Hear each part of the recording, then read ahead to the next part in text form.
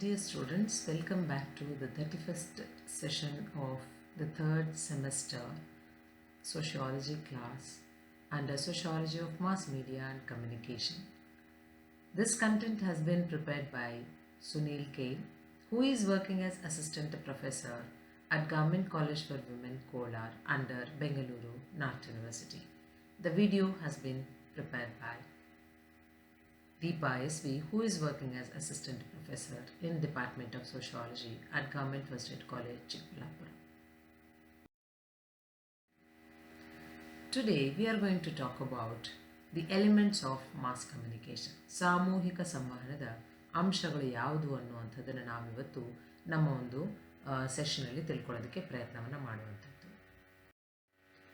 Dear students, this is more important that basic communication model consists of 5 different elements.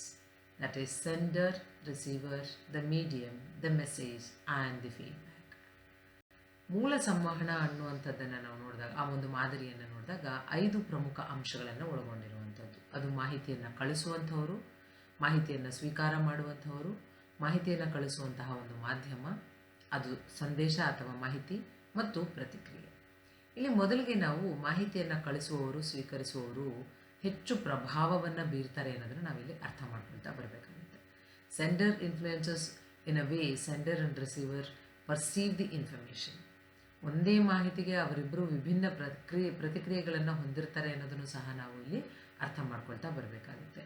Both may not have a single reaction, they may have different reactions to the same information that is circulated at a particular time. ಮಾಧ್ಯಮ ಅನ್ನುವಂಥದ್ದನ್ನು ನಾವು ಇಲ್ಲಿ ನೋಡಿದಾಗ ಸಂವಹನವು ಮಾತಿನ ಮೂಲಕ, ಹಾಗೆಯೇ ಫೋನ್ನ ಮೂಲಕ, ಪತ್ರದ ಮೂಲಕ, ಇಮೇಲ್ ಮೂಲಕ ನಡೆಯುವಂಥದ್ದು. ಸೊ ಹಾಗಾಗಿ ಸರಿಯಾದ ಮಾಧ್ಯಮವನ್ನು ಆಯ್ಕೆ ಮಾಡಿಕೊಂಡಾಗ ಸಂದೇಶದ ಒಂದು ಪ್ರಾಮುಖ್ಯತೆ, ಅದರ ಪ್ರಾಯೋಗಿಕತೆ, ಭೌಗೋಳಿಕವಾಗಿ ಚದುರು ಹೋಗಿರುವಂತಹ ಒಂದು ಪ್ರದೇಶಗಳಿಗೆ ಸಹ ಅದು ಹೆಚ್ಚು ಸುನಾಯಾಸವಾಗಿ ತಲುಪುತ್ತೆ ಎನ್ನುವಂಥದ್ದನ್ನು ನಾವಿಲ್ಲಿ ಅರ್ಥ ಮಾಡ್ಕೊಳ್ತಾ ಬರಬೇಕಾಗುತ್ತೆ. Communication happens through speech, it also happens through email, phone call or any other medium. And this medium, choosing of this right medium is more important for anyone because it is more important to reach the message. People may be geographically dispersed and data may not be discussed in a proper manner. All this becomes very easy with the help of right medium. Medium is something which is like a body language for non-verbal ways people communicate. It includes facial expressions, physical gestures and the bodily postures, etc. Enthusiasm, attentiveness, annoyance, all these affect the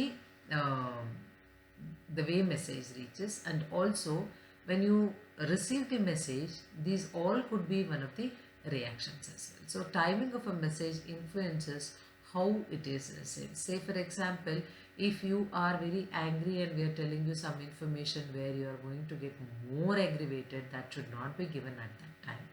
So these kind of things have to be taken into consideration very, very importantly. The message, it is defined as an object of communication or thing that is communicated. A message may be spoken, written, visual or physical signals.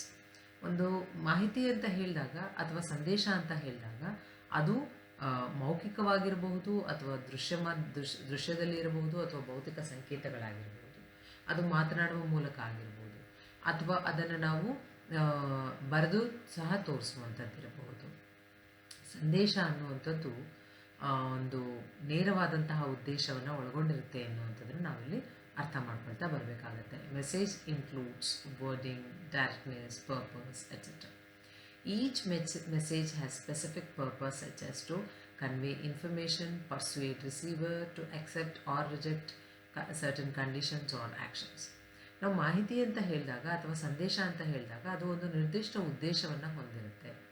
ಉದಾಹರಣೆಗೆ ಮಾಹಿತಿಯನ್ನು ನಾವು ತಲುಪಿಸುವಾಗ receiver ಅಥವಾ ಅದನ್ನು ತೆಗೆದುಕೊಳ್ಳುವಂಥವ್ರು, ಅದನ್ನು ಒಂದು accept ಮಾಡುವಂಥವ್ರು ಅದನ್ನು ಸುಮ್ಮನೆ ಮಾಹಿತಿಯನ್ನು ರಿಸೀವ್ ಮಾಡೋದು ಬೇರೆ, ಆ ರಿಸೀವ್ ಮಾಡಿರೋ ಮಾಹಿತಿಯನ್ನು put it into action ಅಥವಾ ಅದನ್ನು ತಿರಸ್ಕಾರ ಮಾಡುವಂಥದ್ದು ಏನಾದರೂ ಆಗಿರ್ಬೋದು. ಹೀಗೆ ಸಂದೇಶ ಅನ್ನುವಂಥದ್ದು ನಿರ್ದಿಷ್ಟವಾದ ಉದ್ದೇಶವನ್ನು ಹೊಂದಿರುತ್ತೆ ಅನ್ನೋದನ್ನು ನಾವಿಲ್ಲಿ ಅರ್ಥ ಮಾಡ್ಕೊಳ್ತಾ ಬರಬೇಕಾಗುತ್ತೆ. To motivate receiver to act in a specific way, to stimulate discussion about a particular issue.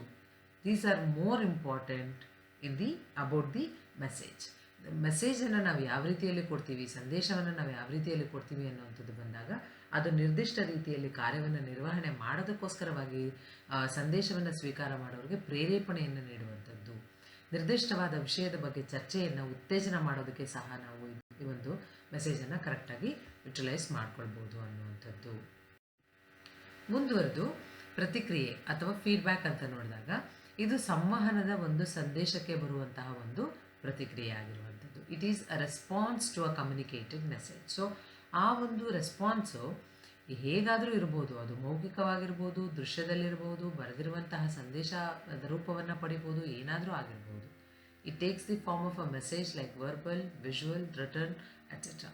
Feedback is most important and essential because it turns a one-way communication into two-way communication.